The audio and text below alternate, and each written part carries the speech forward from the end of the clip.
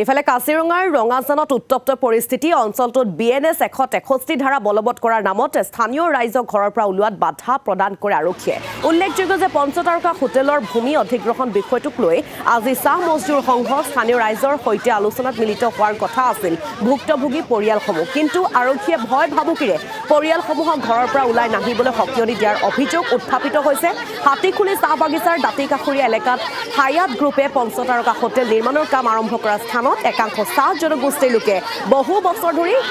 কৰি আহিছে কৃষি কৰ্ম। কিন্তু হোটেল নিৰ্মাণৰ নামত ভূমি অধিগ্ৰহণ কৰাৰ অভিযোগ উত্থাপন কৰি অব্যাহত ৰাখিছে প্ৰতিবাদ।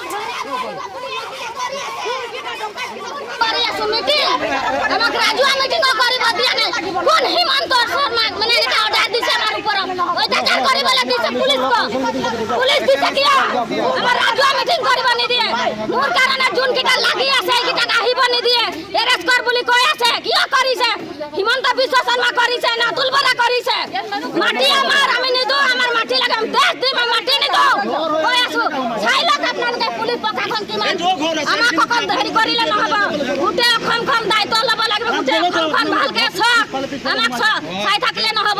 আমি নিজৰ কামে আমি নিজৰ মানে মিটিং পাতিম যি কৰিম আমি কৰিম আমাৰ গাঁৱত কৰিম আমাৰ ফিল্ডটোত মানা দিছে এতিয়া যেতিয়া নেকি পূজা হয় ডাইচ হয় যেতিয়া মদ পানী খায় তেতিয়া ইমান পুলিচ প্ৰশাসন ক'ত থাকে এতিয়া আমাৰ নিজৰ অধিকাৰ কাৰণে আমি মিটিং পাতিছো সেইটো কাৰণে পুলিচ প্ৰশাসন চাই লওক মন্ত্ৰী অৰ্ডাৰ দিছে হিমন্ত বিশ্ব শৰ্মা আপোনাক কৈ আছো মই আমাৰ মাটি আমাক লাগিব ঘূৰাই দেশ দিম আমি মাটি নিদিওঁ